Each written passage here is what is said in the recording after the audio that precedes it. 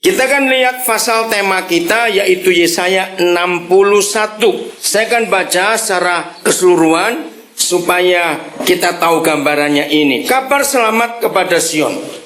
Roh Yahweh Tuhan ada padaku, oleh karena Yahweh telah mengurapi aku. Ia telah mengutus aku untuk menyampaikan kabar baik. Ini panggilan. Telah mengutus aku, mengutus kita semua untuk menyampaikan kabar baik kepada orang-orang sengsara, merawat orang-orang yang remuk hati, untuk memberitakan pembebasan kepada orang-orang tawanan, dan kepada orang-orang yang terkurung kita beritakan kelepasan dari penjara, untuk memberitakan tahun rahmat Yahweh dan hari pembalasan Tuhan kita, untuk menghibur semua orang berkabung, untuk mengaruniakan kepada mereka perhiasan kepala, ganti abu lambang duka cita di zaman itu, minyak untuk pesta, ganti kain kabung, nyanyian puji-pujian, ganti semangat yang pudar, supaya orang menyebutkan mereka pontar bantin kebenaran, tanaman Yahweh untuk memperlihatkan keagungannya. Jadi begini, begitu semua kita diurapi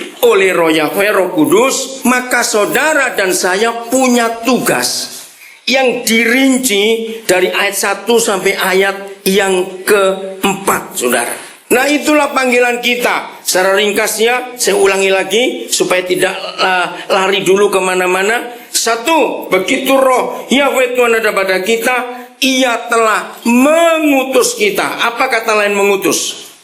Menyuruh, mengirim, menyuruh pergi. Mengutus kepada siapa? Menyampaikan kabar baik kepada orang-orang sengsara. Kita bersyukur beberapa hari ini kita melihat ada ibu bencana, ada saudara Timothy. Jauh dari kampung mereka mengasihi orang-orang Bajau. Saya dengar Pak Miki punya hati untuk Davao. Luar biasa. Nah, dimanapun kita berada, ada nggak orang-orang sengsara yang kita temui? Jawab ada tidak? Betul, jawabannya banyak, bukan ada. Jangan tersinggung ya, seperti saudara kenal sudah 3 hari ini. Sini kalau ngomong nggak mau basa-basi. Kalau ada yang menjawab di antara saudara bukan cuma kita tapi yang lain, kok aku nggak pernah ya ketemu orang sengsara? Saya berkata, engkau buta, budek dan picek. Itu aja sudah. Tahu kata itu? Picek itu buta, budek itu kopok, kopok itu tuli. Dengar baik-baik. Hanya orang pelit yang berkata, aku nggak pernah ketemu orang sengsara. Setuju saya berkata ini? Maka itu kita harus bertobat. Kalau ada yang buta dan tuli, hari ini bertobat. Sampai kapanpun juga kita akan tetap menemukan orang-orang sengsara di sekitar kita. Katakan amin. Sampai kapanpun juga. Nah, untuk mereka lah kita diberi otoritas, diberi urapan. Berapa minggu terakhir dunia digemparkan gara-gara ada sekelompok orang Filipina yang nekat menyerbu Malaysia. Ingat kisah itu? Nah, ketika mereka menyerbu pertama kali, saya bertemu dengan beberapa teman hamba Tuhan. Ayo kita belajar dari kenekatan orang-orang Filipina yang merasa Kesultanan Zulu masih eksis. Itu nekat betul, saudara. Nah, ini yang kita perlu ketahui, kata diurapi. Ya, apa bedanya kalau mereka menyerbu Sabah yang mereka anggap masih kesultanan mereka itu dengan otoritas dari apa bacanya? Istana Malacanang, Malakanyang? Malakanyang.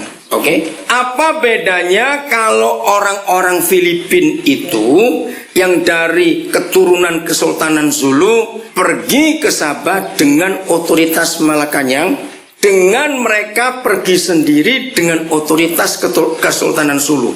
Beda tidak? Bedanya di mana? Kalau utusan resmi dari Malakanyang mereka diutus, itu reaksi pemerintah Malaysia beda tidak dengan ketika pemerintah Malaysia, kerajaan Malaysia melihat mereka datang sendiri atas nama Kesultanan Zulu. Bedanya di mana? Ayo cepat mikir. Bedanya pada otoritas. Kesultanan Zulu tidak terdaftar di PBB. Ngerti maksudnya? Jadi secara hukum internasional mereka tidak eksis. Tapi menurut mereka masih eksis. Sekelompok itu saja. Tapi itu betul-betul bukan cuma nekat, hebat buat saya. Nah, ketika kita akan menjangkau manusia yang masih di dalam dosa, ya, ketika kita ingin menyelamatkan orang-orang sengsara itu, sama otoritas siapa yang kita pakai. Dengarkan baik-baik, saya beri perbedaan ini. Semua kita tahu bahwa ketika Tuhan Yesus selesai dibaptis keluar dari air, ada apa di atas dia? Ayo, waktu dia keluar dari air ada apa? Roh Kudus seperti merpati. Nah, itu ayat 1 ini. Jadi roh Tuhan yang ada di atas gerejanya itu otoritas. Begitu Tuhan Yesus keluar dari air, mengapa surga menurunkan Roh Kudus seperti merpati? Karena itu otoritas. Nah, pertanyaan hal berikut, gereja secara organisasi punya otoritas tidak? Punya organisasi. Tapi otoritas organisasi gereja itu seperti ibaratnya Kesultanan Zulu. Untuk kita merebut mereka yang di tangan iblis, kita perlu otoritas kerajaan surga atau perlu otoritas gereja? Surga. Sebab setan gak bisa baca surat sinode. Ngerti kata ini? Maaf, jangan tersinggung. Cari sinode gereja terbesar di dunia. Jangan sekali-kali kalau kita mencari orang sengsara, tunjukkan otoritas gereja. Setan tertawa geli. Apa itu? Sama seperti ketika orang Filipina datang ke Sabah atas nama Kesultanan Zulu, nggak diterima. Beda ya. Otoritas gereja secara organisasi itu hanya berhenti sampai di pemerintahan sebuah negara. Lagi sekali, otoritas gereja segede apa, sehebat apa gereja itu hanya sebatas pemerintah di negara itu. Tapi otoritas kerajaan surga yang diberi kepada kita yang terima panggilan itu berlaku di seluruh alam semesta ini. Oh, nggak ada yang ngamen dikasih otoritas. Seandainya di planet Mars ada orang, kalau saudara sempat ke sana menginjil, saudara tetap punya otoritas dari surga. Amin. Nah, itu Yesaya 61. Memberitakan kabar baik kepada orang sengsara, merawat orang-orang yang remuk hati. Hari pertama saya diskusi banyak dengan Tasya karena dia seorang psikolog dan dia ke Filipina ngambil master psikologinya. Nah, saya bilang kepada dia, Tasya, nanti kalau kamu pulang ke Indonesia, saya nggak tahu Cindy semalam sudah mikir apa setelah kemarin dengar itu. Saya lupa, saya ngomong, papamu belum buka rumah sakit sendiri? Iya. Nah, Tasya, saya bilang gini, Tasya, di Indonesia pemerintah kita itu kejam. Ya, saya nggak tahu di Filipina. Di Indonesia itu orang sakit jiwa dibiarkan, saudara. Dan masih banyak yang dipasung. Tahu dipasungnya? Ngeri sekali. Sampai hari ini saya itu belum bisa mikir bagaimana. Banyak orang sakit jiwa itu bukan karena setan. 90% lebih orang Indonesia menganggap kalau ada orang gila itu karena iblis. Tidak harus, saudara. Justru yang paling besar itu karena ketekanan jiwa dari keluarganya sendiri, bukan orang luar. Maka itu banyak orang yang remuk hati di sekitar kita. Iya atau tidak? Maka itu kalau ada di antara saudara berkata, kok saya nggak pernah ketemu ya orang remuk hati, maka orang itu budek dan picek. Jawab itu baik-baik. Betul, orang itu buta dan tuli, saudara. Kalau mereka nggak sempat melihat orang yang remuk hati. Yang berikut, dan kepada orang-orang yang terkurung. Terkurung itu nggak harus dipenjara secara jasmani. Banyak orang-orang kaya secara materi, tapi dipenjara oleh ketakutan. Pernah nggak ketemu orang kaya hidupnya ketakutan? Nggak merdeka, ada yang ditakut-takuti. Nah, orang kaya yang ketakutan itu pasti takut miskin. Jawab ya atau tidak? Orang kaya yang punya penyakit takut itu pasti karena takut miskin. Maka itu orang miskin nggak pernah takut miskin. Amin. orang kaya yang takut miskin. Maka itu jangan pingin kaya supaya nggak takut untuk miskin. Amin. Nah, ada orang di penjara oleh kekhawatiran. Beda loh ketakutan dan kekhawatiran. Sama. Orang miskin sulit khawatir karena sudah biasa miskin, mau khawatir apa lagi? Justru orang kaya yang sering khawatir. Khawatir apa? Khawatir kalau miskin. Dengar ya, saya belajar betul yang Tuhan Yesus katakan. Kan masih ingat bukan? Yang Yesus Tuhan katakan siapa susah masuk surga? Orang kaya. Hati-hati yang kaya, jangan pura-pura nggak dengar ya. Hati-hati. Nah, saya itu mikir, kenapa Tuhan Yesus berkata begitu tegas, orang kaya susah masuk surga? Ada 3 alasan.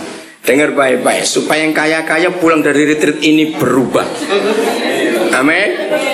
Nah, 1, mengapa orang kaya susah masuk surga? 1, disebut kaya itu karena 1 kriteria. Angka kekayaannya diusahakan tidak stabil juga tidak turun. Betul tidak? Orang kaya tidak akan puas kalau dalam 3 bulan angkanya sama terus. Ayo, walaupun banyak yang nggak pernah kaya tapi ngerti nggak konsep ini? Betul? Nah, itu orang kaya. Kok kenapa? Nah, karena orang kaya paling takut kalau angkanya berkurang. Apalagi yang depan, bukan yang belakang angkanya. Loh, ya atau tidak? Loh, saya tanya ini, kaya nggak ngerti kaya aja. Coba jawab baik-baik. Kekhawatiran orang kaya, angkanya nggak boleh turun, apalagi yang depan. Betul? Kenapa? Nah, jawab kenapa? Kalau yang belakang kurang dikit-dikit oke lah, tapi yang depan ini loh. Nah, karena angka dipertahankan, ini kriteria nomor 1. Maka orang kaya itu sulit berbagi dan mengurangi. Jawab tidak. Karena takut angkanya berkurang, maka itu dia harus nambah terus. Karena di antara orang kaya kalau bertemu, itu yang dibicarakan. Orang kaya nggak ketemu, kalau ketemu gigi mas ya banyak. Bukan begitu, bukan. Orang kaya kalau bertemu itu angkanya. Nah, ini yang menyebabkan susah masuk surga karena nggak bisa berbagi. Jangan pura-pura nggak dengar saya ngomong gini, awas. Alasan nomor 2, kenapa orang kaya susah masuk surga? Saya pakai logika anak-anak. Saya pernah jadi guru sekolah minggu hampir 14 tahun. Jadi saya ini kalau kumpul anak-anak, luar biasa. Siapa Don anak muda itu? Yang kecil? Ya, Benyamin. Oh jangan dong Don. Kalau Benyamin berarti kamu nggak bisa punya anak lagi, ganti dong namanya. Jangan Benyamin, kasihan. Lo ngerti toh? Kan Benyamin itu anak bungsu. Ya. Jadi kalau yang punya anak jangan kasih nama Benyamin dulu. Tunggu sampai tua baru Benyamin. Oke. Nah, saya lihat tadi malam Benyamin, saya nggak tahu kenapa Doni dudukkan dia di sebelah saya. Saya ini sayang anak-anak betul. Nah, kenapa idemu kenapa Don? Kemarin Benyamin kok kamu dudukkan di sebelah kau Den? Oh, nonton tarian. Nah, karena saya perhatikan dia dari siang sore main di kolam renang, terus pasti anak itu capek. Nah, ketika dia duduk sebelah saya pangku saja. Dan saya rasa anak ini mulai ngantuk. Nah, saya pangku, saya tidurkan, dia tidur benar. Saudara, saya itu belajar seperti Yesus katakan, belajarlah kepada anak-anak. Dengan bergaul dengan anak-anak, kita akan belajar bagaimana kehebatan mereka. Andrea, kamu di situ lagi, Andrea, luar biasa. Oke. Nah, anak-anak itu saya pernah tanya waktu saya ngajar sekolah minggu. Gini logikanya, anak-anak, menurut kalian yang disebut harta atau uang itu berat atau ringan? Ayo saya anggap semua anak-anak hari ini. Anak-anak, menurut kalian harta itu berat atau ringan? Berat. Ayo yang belakang jawab, berat atau ringan? Ayo, ringan atau berat? Ya, itu orang tua banyak politiknya, salah jawabannya. Saya lebih percaya anak-anak daripada orang dewasa. Anak-anak, semua anak yang saya tanya, mereka selalu berkata harta itu berat, uang itu berat. Saya belum ketemu logika apa yang mereka pakai sehingga mereka berkata itu berat. Saya percaya anak-anak, jadi saya nggak percaya saudara, jangan tersinggung. Maka itu Yesus nggak berkata gini, belajarlah kepada pendeta supaya kamu masuk surga. Jangan, malah nggak masuk surga karena pendeta banyak politiknya, saudara. Loh, ampun sudah. Amin. Maaf ya bapak-bapak pendeta, jangan marah. Kita ngaku. Iya, serius. Maka itu salah satu buku saya disebut titelnya Intrik dalam Gereja. Ternyata gereja banyak intriknya, saudara. Saling menjatuhkan satu dengan yang lain. Nah, ketika anak-anak menjawab harta itu berat, begini logika anak-anak. Ketika orang kaya itu mau dicabut rohnya dibawa ke surga, Tuhan gak kuat karena keberatan hartanya tadi. Nah, daripada aku tarik-tarikan, lepas saja sudah gak mau pergi. Itu logika anak-anak. Yang ketiga, kenapa orang kaya susah masuk surga? Yaitu tadi karena gak mau berbagi. Dari semua panggilan yang Tuhan tulis di perjanjian lama maupun perjanjian baru, saya ulangi lagi, dari semua konsep panggilan yang Tuhan tulis di perjanjian lama maupun perjanjian baru, konsepnya selalu bagikan. Baik kasihmu, waktumu, hartamu, fasilitasmu, bagikan. Katakan amin. Sampai di ayat 1 saja, bagaimana kita nggak berbagi, merawat orang susah, remuk hati, membebaskan tawanan, menyampaikan kabar baik, itu baru ayat 1. Ini semuanya perlu duit. Amin. Ayat 2, untuk memberitakan tahun rahmat Yahweh dan hari pembalasan Tuhan kita, untuk menghibur semua orang yang berkabung. Ini perlu sarana-sarana itu, untuk mengaruniakan kepada mereka perhiasan kepala ganti abu. Jadi kita tolong mereka secara finansial, secara fisik, secara mental, secara spiritual, semuanya. Minyak untuk pesta ganti kain kabung, nyanyian puji-pujian ganti semangat yang pudar, supaya orang seterusnya ayat 4, mereka akan membangun reruntuhan yang sudah berabad-abad dan akan mendirikan kembali tempat-tempat yang sejak dahulu menjadi sunyi. Mereka akan membarui kota-kota yang runtuh. Saudara, terus saya nggak usah baca sampai selesai. Bayangkan, inilah panggilan yang Tuhan beri kepada kita. Saya nggak bisa bahasa Tagalog. Dari hari pertama saya itu melihat anak-anak muda yang bersihkan rumput, ngepel semua gazebo, bersihkan ruang 3 lantai. Itu saya perhatikan dari kemarin. Saya tuh pengen ngomong dengan mereka. Saya pengen tanya, kamu sekolah atau tidak? Orang tua bagaimana? Saya tuh pengen, tapi gak bisa. Saya tidak tahu berapa banyak di antara saudara. Kalau saudara sempat tanya mereka, setiap kali saya ketemu mereka di jalan sambil nyapu, ngambilin sampah, saya bilang, thank you for cleaning this place. Saya nggak tahu mereka ngerti enggak saya ngomong itu. Ucapan terima kasih kepada mereka. Kemarin mereka ngepel. Setelah tim yang di atas pulang tuh, kamar dibersihkan. Saya masuk ke kamar itu satu persatu untuk bilang terima kasih kepada mereka. Waktu mereka bersihkan kamar mandi 2 lantai itu, saya temui mereka bilang thank you. Padahal itu bukan kamar WC di sebelah situ. Ngerti nggak? Saudara, di sekitar kita ada begitu banyak orang yang perlu perhatian kita. Coba rasa berharga enggak? Nah, kalau kita diperhatikan, maaf ya, saya bersyukur sekarang saya akan jawab. Dari hari pertama sampai tadi pagi, maaf lagi sekali untuk kemuliaan Tuhan, beberapa orang yang tanya kepada saya, Koden kok cepat hafal nama orang? Ini rahasianya. Ya, cukup banyak yang tanya kepada saya. Termasuk Tobias, saya juga jadi bingung. Kenapa saya bisa tahu nama Tobias? Saya pikir saya sudah baca bed namanya. Belum, waktu Koden manggil saya belum pakai bed nama. Lalu muncul nama itu dari mana, saya juga nggak tahu. Nah oke lah, terserah, itu urusan Roh Kudus. Tapi rahasianya di sini.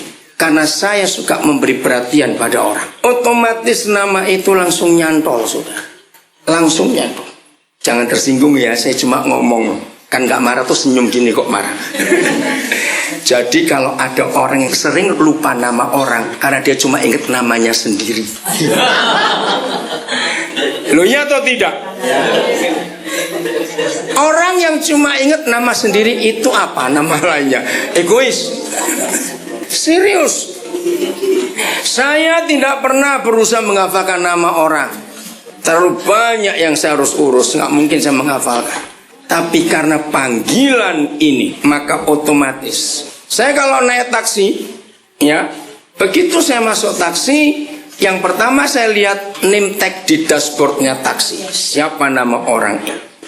Setiap manusia itu merasa dihargai ketika kita sebut dengan namanya. Betul? Sangat merasa dihargai. Ya, supaya saudara tahu ya, kalau saudara mendengar saya cerita dari kemarin, saya orang kaya tidak? Enggak usah ragu-ragu jawab, saya kaya tidak? Kaya. Salah, sangat kaya. Lu serius? Bayangkan, yang rumah terakhir di Singkawang yang saya beli itu rumah yang ke-60 sekian. Saya nggak tahu berapa banyak, terlalu banyak. Dan saya masih nawar lagi rumah di Pontianak. Ya, sedang nego hari-hari ini. Dan saya akan terus beli rumah supaya banyak orang bisa tinggal. Jadi kaya atau sangat kaya? Nah, itu dia. Yesus pernah berkata, hendaklah kamu kaya di hadapan Tuhan, bukan kaya di hadapan orang. Bedanya apa kaya di hadapan Tuhan dan kaya di hadapan orang? Ayo, Rea, coba jawab Rea. Kalau kaya di hadapan orang gimana? Materialnya ditunjukkan. Ya, kalau kaya di hadapan Tuhan, memperkaya orang lain. Susah bener ngomongnya.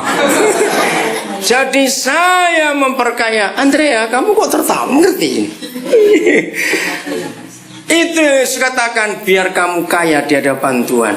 Artinya hanya Tuhan yang tahu kalau kita kaya. Orang nggak perlu tahu kalau kita kaya.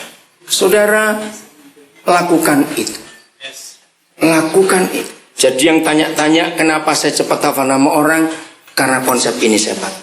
Bahkan kalau saudara lihat apa yang saya lakukan ini, nggak percaya. Karena apa? Mungkin saya satu-satunya pendeta di Indonesia yang sekelas saya ini. Saya tidak pernah punya mobil sampai hari ini. Bahkan saya pun nggak pernah ingin beli mobil, walaupun saya mampu beli mobil. Kenapa saya nggak mau beli mobil? Karena saya ingin naik angkot kemana-mana. Jadi nanti kalau di surga ketemu, ingatkan saya. Saya kenalkan banyak sopir taksi, saya bawa pulang ke sana. Di konteks saya itu nama sopir taksi, cleaner WC, satpam, saudara, itu penuh. Maka itu saya nggak akan pernah beli mobil, walaupun saya mampu. Saya tetap ingin naik angkot kemana-mana. Bahkan di kota-kota di Indonesia yang masih ada becak, saya akan naik becak. Panitia nggak mau, saya bilang jangan jemput saya mau naik becak. Berapa anggota tim, teman-teman pengusaha kalau saya ajak pergi mereka tuh bingung. Naik becak? Iya, harus naik becak. Ya kalau pas nggak ada pelayanan, saya cuma keliling. Ya, naik becak. Rasa cukup, sudah ngomong dengan mereka. Kalau mereka nggak mau makan, saya kasih uang lebih, saya turun, ganti becak lain, muter lagi, supaya saya bisa ngomong lagi. Terus sudah selesai, jam masih ada, saya naik becak lain, keliling lagi. Saudara, itu cara saya memberkati orang. Di banyak airport di Indonesia, itu ada cukup banyak restoran-restoran atau kafe-kafe itu ya. Itu suka kalau lihat saya muncul. Mereka saling berebut. Kenapa? Saya punya kebiasaan, kalau saya di tempat tujuan gak punya pelayanan, pokoknya bisa mundur loh, mungkin besok. Kalau pesawatnya delay, saya makin suka, saudara. Kenapa saya bisa duduk lama-lama di kafe itu? Saya lihat itu porter-porter itu ya, kan orang wajah lapar kan ketahuan. Nah, yang lapar saya panggil, duduk sini. Namamu siapa saja? Ayo makan, pesan aja. Nah, sudah. Temanmu yang lain mana? Panggil yang lapar. Nah, itu yang punya restoran senang sekali kalau saya delay itu. Karena saya panggilin, ayo makan sini, ayo makan. Saya kalau naik taksi selalu dapat pujian dari hampir semua sopir taksi. Pujiannya gini, kalau kesasar dan nggak tahu jalan, saya makin suka, biar makin lama muter-muter. Maka itu taksi bilang begini, Bapak ini penumpang saya yang paling aneh. Kenapa? Saya ini kalau punya penumpang nggak tahu jalan, saya ini Pak, saya dimaki-maki. Kenapa nggak tahu jalan di super taksi? Goblok kamu. Kok Bapak senyum-senyum saja? Nggak tahu maksudku ya kamu, saya bilang begitu. Jadi makin lama saya makin suka. Saya ngomong soal pengampunan, soal keselamatan. Nggak ada yang nolak, nggak ada yang nolak. Kemarin anak saya Roni itu cerita, waktu dia mau, mana yang kamu beli air minum taksi? Mereka belajar. Saya kalau naik taksi paling gampang itu ngomong dengan air minum. Ya, saya terangkan fungsi ginjal. Apa yang terjadi kalau banyak duduk kurang minum sekian liter sehari ngomong. Mereka pasti kira saya ini dokter. Saya bilang hampir, saya bilang begitu. Karena dulu pengen jadi dokter nggak sampaian sebabnya. Enggak, saya bukan dokter, saya pendeta. Berapa banyak saya kunjungi keluarga sopir taksi. Saya tanya istrinya, saya tanya anaknya. Kalau anak mereka bermasalah, saya ditelepon, saya akan datang. Saya akan ngajari hidup anak-anak mereka. Saya ajari banyak istri sopir taksi untuk tidak suka kredit, kan banyak ya tukang kredit banyak tuh di kampung-kampung itu. Jangan bedakan antara keinginan dan keperluan. Jangan hanya memenuhi yang diinginkan. Kasihan suamimu sudah setengah mati kerja, sopir taksi kamu habisin di rumah. Saudara, kesempatan banyak. Jadi itu cara saya hidup. Oke? Jadi banyak orang yang perlu perhatian kita. Oke, kita lanjut. Jadi orang kaya awas gak mau berbagi. Sampaikan juga kalau saudara punya kenalan orang kaya hanya gara-gara sarang burung. Di Filipina gak ada ya sarang burungnya. Saya lihat sepanjang jalan kemana kok gak kelihatan rumah, ada gak? Gak ada, oke. Nah, kalau ada orang kaya karena sarang burung lalu pelit, saya bilang begini, saya minta Tuhan supaya burung diganti jangan ngiler tapi kencing saja, mati kamu. Loh, betul nggak? Jadi burungnya jangan keluarkan liurnya, kencing saja. Kaya karena liur burung aja sudah sombong, lalu nggak mau berbagi hidupnya. Awas itu, saudara. Maka itu dalam hidup ini selalu kita mikirkan, amin, untuk orang-orang itu. Nah, oke, saya tidak lanjutkan pasal 61, tapi saya lanjutkan begini. Karena tema kita yang sekarang ini penuhi panggilan. Saya akan mengajak saudara berpikir, apakah ada di antara saudara yang pernah berpikir begini? Kalau Tuhan itu maha kuasa, kenapa dia nyuruh kita untuk ngurusi orang-orang yang dia kasih di dunia ini? Yang sakit, yang susah, yang tertekan, yang dipenjara, yang semuanya, kenapa? Nah, bagi saudara yang pernah mikir, hari ini saudara ketemu jawabannya. Supaya dengan firman ini, maka masing-masing kita bisa memenuhi panggilan kita. Amin. Bisa memenuhi panggilan kita. Jadi begini, ternyata walaupun Papa kita maha kuasa, dia itu tidak mau menyelesaikan pekerjaannya di dunia itu sendiri.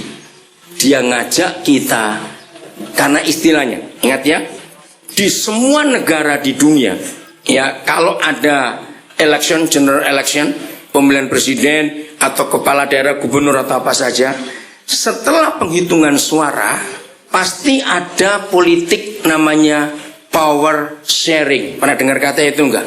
Nah, yang kalah-kalah itu dipilih untuk gabung. Pernah tahu itu? Nah, kita buka ayat ini lebih dulu. Yang pertama, Amos 3 ayat 7. Ya, Amos 3 ayat 7. Ada dua ayat saya mau tunjukkan bahwa Papa di surga itu tidak mau memerintah sendiri, nggak mau ngerjakan apa-apa sendiri, sebab dia ingin sharing powernya kepada kita. Udah, Amos 3 ayat 7 saya baca. Sungguh, nah ini dia. Tahun 78 saya mendapat pewahyuan ayat ini ketika Yeremia Rim, hamba Tuhan yang hebat dari Indonesia, memberi saya sebuah buku. Judulnya Menuju Takhta, Destined for the Throne. Yeremia bilang begini, kamu harus baca dalam waktu 2 hari. Wah, saya bilang, memang bukunya agak tipis. 2 hari ya? Saya bilang iya. Ternyata 3 jam habis. Karena saya nggak bisa berhenti baca buku itu. Sayang buku itu nggak dicetak lagi di Indonesia, Menuju Takhta. Yang bahasa Inggris masih bisa. Kalau saudara mau cari, klik di Amazon, saudara akan ketemu. Nah, setelah saya baca buku itu, saya bertobat. Dalam arti begini, ditulis oleh Paul Belheimer. Di buku itu dikatakan bahwa walaupun Tuhan itu maha kuasa, tapi dia nggak bisa kerja sendiri. Yang kedua, kalau Tuhan pakai malaikat, maka pekerjaannya sudah lama selesai sebelum kita lahir. Betul tidak? Kenapa? Ayo. Mengapa kalau Tuhan pakai malaikat untuk menginjil dunia, untuk menyelamatkan orang-orang itu lebih cepat selesai? Cepatan, jawab. Ada 3 alasan. Nurut. Enggak, ada yang bandel malaikatnya. Ayo. Ini. Malaikat itu kalau diundang khotbah, belum khotbah baru nongol, orang sudah bertobat semua. Betul tidak? Belum khotbah baru nongol aja, sudah bertobat tuh orang-orang malaikat. Oke? Tapi bukan itu. Secara logika 3 kali. Kalau papa pakai malaikat jauh lebih selesai pekerjaannya 1. Karena malaikat nggak perlu transportasi. Ya tahu? Dia terbang sendiri. Yang kedua, malaikat nggak perlu konsumsi. Ketiga, nggak perlu akomodasi. Selesai. Maka itu kenapa dia nggak pakai malaikat? Paul Belhaver menulis lewat kitab Ibrani, ditulis malaikat itu diciptakan. Kalau kita ini dilahirkan, itu bedanya. Lagi sekali, malaikat itu diciptakan. Kalau kita itu dilahirkan. Jadi yang serupa dan segambar dengan Tuhan itu kita, bukan malaikat. Dan setelah saya baca buku itu, saya dapat ayat ini. Sungguh sedikit sekali di seluruh Alkitab ada kata surely. Sungguh sedikit. Saya hitung nggak sampai 20 ayat. Yang paling banyak Injil Yohanes. Sesungguh-sungguhnya aku berkata kepadamu. Di Perjanjian Lama nggak sampai 5. Sedikit sekali. Nah, buat saya beri perhatian khusus semua firman yang ada kata sungguh. Berarti papa serius. Bukan yang lain nggak serius, bukan itu. Sungguh. Apa? Yahweh Tuhan tidak berbuat sesuatu terus tanpa menyatakan keputusannya kepada hamba-hambanya, para nabi. Surely the sovereign Lord does nothing without revealing his plan to his servants, the prophets. Ternyata begini, kalau saudara menemukan gereja kacau, penginjilan rusak, pokoknya pekerjaan Tuhan berantakan, itu ternyata bukan karena iblis, tapi karena kita, rekan sekerjanya ini, hamba-hambanya ini, yang terima callingnya ini, kita tidak mau mengerti planning yang dia mau buat. Jadi mulai hari ini jangan menyalahkan iblis kalau ada kekacauan di dalam pekerjaan Tuhan. Ternyata iblisnya kita sendiri. Amin kan, nggak usah takut-takut. Iya enggak? Iblisnya kita sendiri. Oke, ayat yang kedua. Wahyu 3 ayat 21. Kita masih bicara tentang power sharing. Wahyu 3 ayat 21. Jadi dari Amos 3 ayat 7 dan Wahyu 3 21 kita belajar begini. Barang siapa menang, akan diapakan orang itu? Baca, akan diapakan? Didudukkan oleh Yesus bersama-sama dengan dia mana? Atas takhta Yesus. Sebagaimana aku pun telah menang dan duduk bersama-sama dengan Bapakku di atas takhtanya. Jangan diterjemahkan, pangku-pangkuan kita. Bukan begitu. Awas kamu terjemahkan pangku-pangkuan ya. Ayo, apa bedanya duduk di kursi dan di takhta? Cepatan. Ayo, bedanya apa duduk di kursi dan di takhta? Andrea, apa bedanya? What's the difference? Sit on the throne and sit on the chair. Kalau on the chair itu apa? Ada respect kayak king sit on the throne. Oh, bagus. Oke. Please use the microphone. Kalau king sit on the throne itu kita tahu itu dia tuh ruler kita. Kalau kita duduk di kursi ya biasa aja. Woi, tepuk tangan Andrea pintar. Malu yang tua-tua nggak ngerti kayak Andrea ya. Andrea tadi sebelum saya pakai mikrofon ada kata respect. Dengar kata respect, dia bilang, who sit on the throne has a respect. Oh, thank you Andrea. Anaknya siapa sih ini? Oh, pantas bapaknya agak pintaran, lebih pintar ternyata. Oh, ini kakaknya Ben. Wih, luar biasa kamu Andrea. Oke, saudara, Andrea bisa ngerti apa bedanya duduk di kursi dan di takhta. Dan itu luar biasa. Jadi ayat ini menunjukkan kepada kita bahwa Papa kita walaupun Maha Kuasa, dia tidak mau kerja sendiri. Amin. Karena dia mau share his power with us, the church, untuk menyelesaikan pekerjaannya ini. Maka itu ketika kita yang diberi authority tidak menggunakan authority itu, maka setan yang bergerak di dunia ini. Betul tidak? Karena cuma ada satu di antara dua.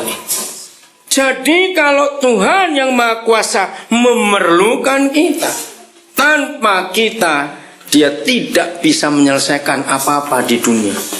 Surely the sovereign Lord does nothing. Sungguh Yahweh Tuhan tidak berbuat sesuatu sebelum Dia menyampaikan rencananya kepada kita.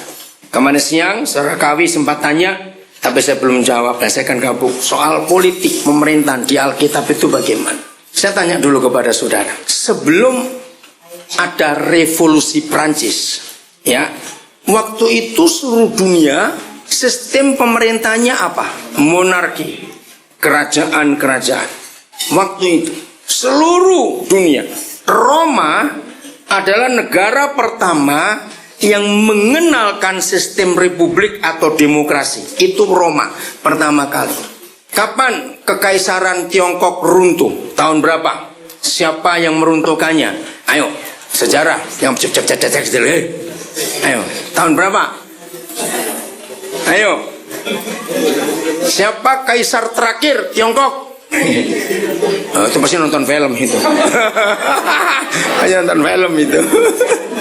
Oke, kekaisaran Tiongkok runtuh tahun 1911. Pelopornya Dr. Sun Yat-sen. Sun Yat-sen ini anak Tuhan yang sangat setia dan taat. Umur 14 tahun dia dibawa mamanya ke Honolulu. Nah, di Honolulu itu Sun Yat-sen kecil melihat, wow, kok ada negara sehebat ini? Padahal waktu umur 14 tahun itu tahun 18 sekian. Dia cari mengapa negara ini bisa maju. Terus dia ke Amerika. Ternyata dia menemukan, oh, pengaruh Alkitab. Nah, pulang dari sana dia sekolah dokter, dia lulus cum laude. Saudara, terus dia menyusun strategi. Nggak boleh ada pemerintahan yang otoriter, monarki. Harus diruntuhkan. Luar biasa. Lalu dia punya murid namanya Chiang Kai-shek. Nah, istri Chiang Kai-shek ini seorang devoted Christian. Sangat mengasihi Tuhan. Nah, istri Chiang Kai-shek ini mempengaruhi Chiang Kai-shek. Ketika Sun Yat-sen berhasil meruntuhkan kekaisaran, maka negara republik rakyat Tiongkok berdiri. Tapi nggak lama mau cetung berkuasa, terjadi perang antara komunis ya Kuomintang dan Kuomintang itu, dan Chiang Kai-shek lari ke Taiwan sampai hari ini. Nah, di Taiwan itu negara yang sangat luar biasa berdasarkan Alkitab, sangat hebat. Oke, saya nggak cerita itu, nanti nggak lari dipanggil. Nah, jadi sebelum ada revolusi Prancis, maka negara-negara dunia itu pemerintahan kerajaan, termasuk Indonesia. Banyak kerajaan-kerajaan, termasuk Kesultanan Zulu, itu sudah eksis berapa abad yang lalu. Nah, dari mana literatur tertua yang menceritakan itu? Ayo kita buka Yesaya 33 ayat 22. Saya tanya kepada saudara, siapa yang masih ingat di sebuah pemerintahan demokrasi, rakyat yang megang peranan penting, itu ada berapa lembaga penting? Ayo cepat jawab, berapa lembaga penting? 3. Apa saja? Ulang satu-satu, apa saja? Eksekutif, terus ya legislatif, terus ya yudikatifnya. Ayo kita lihat. Dan Yesaya 33 ayat 22 ini the oldest literature yang menuliskan bahwa sebuah negara harus punya 3 lembaga ini. Ayat 22. Sebab Yahweh ialah hakim kita. Ini yudikatif, ya, hakim bagian pengadilan. Yahweh ialah yang memberi hukum bagi kita. Ini legalnya, legislatifnya. Ini MPR, DPR. Yang ketiga, Yahweh ialah raja kita. Ini pemerintahnya, ini eksekutifnya. Kalau 3 lembaga ini bersatu, maka itu jadi tunggal. Dia, bukan mereka. Kalau 3 lembaga ini, yudikatif, legislatif, dan eksekutifnya pemerintah bersatu baik, maka pemerintah atau negara akan menyelamatkan rakyat. Saudara, walaupun saya nggak belajar hukum secara formal, tapi saya banyak baca secara hukum. Lihat, negara itu seperti rumah. Ya, negara itu seperti rumah. Rumah nggak cuma perlu fondasi, ya, institusi, atau kata institusinya, konstitusi itu dasar negara. Nah, kita nggak bahas. Indonesia ada dasar negaranya, Undang-Undang 45 dan Pancasila. Saya nggak tahu Filipina apa dasar negaranya. Tapi rumah itu nggak perlu fondasi saja, perlu apa? Tiang. Nah, tiang utama sebuah rumah atau negara itu namanya tiang keadilan, justice. Nah, di dalam ilmu politik, sebuah negara yang justice-nya hancur, artinya nggak ada keadilan di negara itu, maka negara itu sudah runtuh. Karena pilar kesehatan, education, ekonomi, militer itu di bawah pilar utama justice. Nah, buat saya negara Kesatuan Republik Indonesia sudah runtuh sejak Mei 98. Maka itu sampai hari negara kita amburadul karena 3 lembaga ini jalan sendiri-sendiri. Mengerikan. Saudara, ketika ketidakadilan terjadi, hancur, malu. Indonesia ini menjadi salah satu dari sedikit, nggak sampai 5 negara di dunia di mana jaksa dan hakimnya duduk di kursi terdakwa. Itu cuma di Indonesia. Saudara bayangkan kalau di Indonesia itu jaksa dan hakim harus diadili, lalu rakyat ini mau cari pengadilan kemana? Maka itu yang disebut Yahweh Tuhan kita, lembaga yang paling penting adalah hakim, yudikatif, karena itu pilar utama. Oke, jadi tahu sekarang Alkitab ini sumbernya segala sesuatu. Katakan amin. Dan ini luar biasa. Saya lanjut. Yeremia pasal 23. Nah, di dalam lembaga negara demokrasi, maka lembaga tertinggi itu adalah legislatif, karena memberi hukum, dan itulah gereja. Ya, Yeremia 23 ayat yang ke-18. Penuhi panggilanmu dengan cara ini. Yeremia 23:18. Sebab siapakah yang hadir dalam dewan musyawarah Yahweh sehingga ia memperhatikan dan mendengar firman-Nya? Siapakah yang memperhatikan firman-Nya dan mendengarnya? But which of them has stood in the counsel of the Lord to see or to hear His word? Saudara lihat, saya nggak tahu saudara selama di Filipina sempat nonton nggak berita-berita sidang-sidang MPR di Indonesia. Banyak apa itu reporter TV yang nakal-nakal, yang disuting bukan kepala sidang tapi yang tidur-tidur itu. Betul nggak? Yang miring-miring apa yang disuting. Nah, maka itu Indonesia kacau balau karena legislatifnya kacau juga. Menyedihkan sekali. Nah, ini yang dikatakan Amos 3 ayat 7. Jadi saudara dan saya sebagai orang-orang yang terima calling, dengar baik-baik. Setiap hari, percaya enggak, Tuhan mengajak kita bersidang. Ngerti maksud itu? Lu ya atau tidak? Coba jawab dulu. Kenapa tiap hari dia harus sidang dengan kita?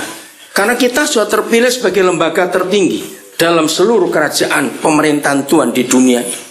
Nah, ketika sidang yang dipimpin oleh Yahweh Tuhan sendiri memutuskan, misalnya Davao mau diapakan? Nah, ini contoh. Ketika hati Papa untuk Davao, ternyata Pak Miki yang menjawab. Ketika Tuhan bicara tentang Papua, saya diajak sidang, saya menjawab. Ngerti? Ini pemerintahan surga. Maka itu perhatikan ketika Yesus ngajar doa Bapa kami. Apa permintaan pertama dalam doa Bapa kami? Nomor 1, permintaannya apa? Datanglah kerajaanmu. Apa artinya datanglah kerajaanmu? Pertama kali kami ke Papua Nugini, saya nggak tahu istri saya masih ingat tidak, kami masuk ke rumah satu orang, ditulis begini: if the people not governed by God, so they will govern by, bacanya tiran apa tiran ya? Tyrant. Artinya apa? Kalau sebuah negara nggak dipimpin oleh Tuhan, maka yang memimpin adalah kejahatan, tirani. Kata itu luar biasa. Di kamar kami ada tulisan bagus. Christianity like a airplane. If he stop, he drops. Betul tidak? Seperti pesawat. Pesawat itu kalau berhenti, jatuh. Maka itu kekristenan nggak boleh berhenti, harus terus jalan. Amin. Walaupun kadang-kadang miring-miring dikit jalan. Pokoknya harus jalan. Berhenti, ceblok, bahasa Jawa bilangin. Berhenti, jatuh. Apa itu? Nah, Saudara, banyak hal yang Yahweh Tuhan pikirkan tentang nasib dunia ini. Betul tidak? Loh, saya tanya ayo. Ya. Betul? Ya, enggak tahu, mungkin satu saat Tuhan sedang rapat tentang Haiti misalnya, tentang Nigeria atau negara mana. Nah, di dalam rapat sidang ini, His counsel of the Lord, maka dia melemparkan, aku lagi mikir Haiti, aku lagi mikir Davao, aku lagi mikir mana lagi ya, nggak tahu daerah-daerah mana. Nah, siapa yang nanggapi dalam sidang itu? Ngerti? Jadi penuhi panggilanmu, saudara dan saya harus selalu hadir di sidang musyawarah itu. Ayat 22 masih pasal yang sama. Ayat 21 ya. Aku tidak mengutus para nabi yang adalah hamba-hamba Tuhan tadi di Amos 3 ayat 7. Namun mereka giat. Aku tidak berfirman kepada mereka, namun mereka bernubuat.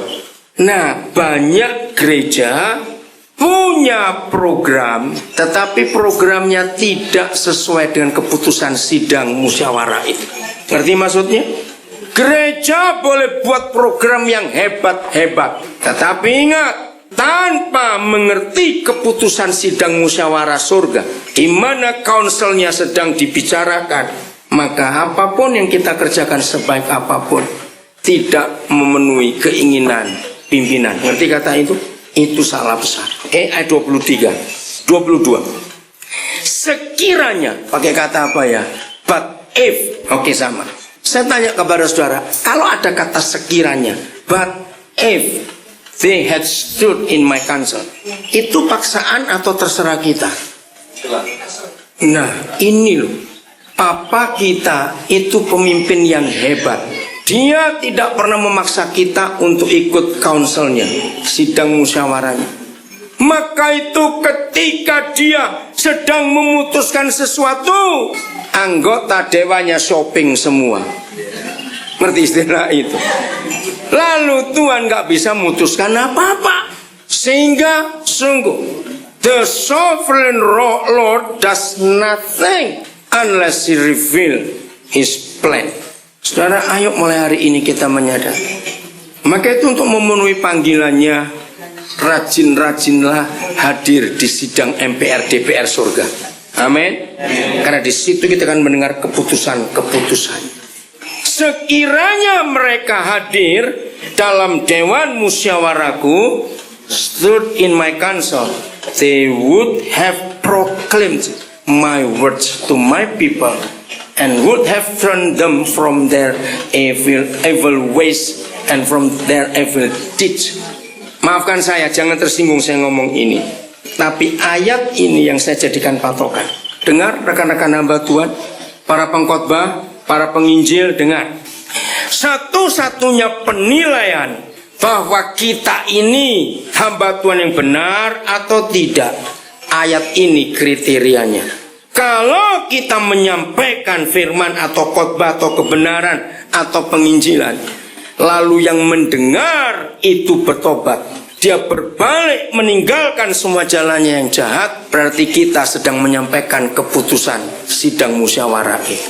Jadi banyak gereja khotbah walaupun pakai Alkitab, belum tentu khotbah itu adalah keputusan sidang musyawarah. Ini yang kita harus pelajari. Jadi ayat 21 dan 22 Yeremia 23, sebagai gereja kita harus, Pak Miki mengingatkan saya satu hal. Nah, ini penting. Maka itu saudara, di dalam semua bentuk pelayanan kita, jangan buat planning sendiri sebelum kita hadir di sidang musyawarah. Karena planning Tuhan diberitakan di sidang musyawarah. Bukan berarti harus doa 8 jam sehari, enggak. Tapi sering bergaul dengan Papa. Amin. Bergaul dengan dia. Oke, saya beri contoh. Yeremia 18. Yeremia 18 ini ayat yang terakhir. Karena kita masih ada sesi satu lagi nanti. Setia pada panggilan sampai akhir hidup kita. Ada yang tanya juga kemarin begini. Saya lupa yang mana ini orang. Karena sambil jalan saya nggak perhatikan. Saya bilang, Koden kok bisa enak dan gampang mendengar suara Tuhan? Itu latihannya berapa tahun? Saya bilang 1 menit. Saya bilang gitu. Loh, kok 1 menit? Untuk mendengar suara Tuhan, nggak perlu doa puasa di gunung mana sekian hari, terus makan cuma yang putih-putih saja sekian hari. Enggak saudara. Untuk mendengar, bisa mendengar suara Tuhan cukup satu modal, nurut atau taat. Amin. Nah, Papa kalau melihat di hati kita ada ketaatan, maka Papa pasti bicara kepada kita. Kalau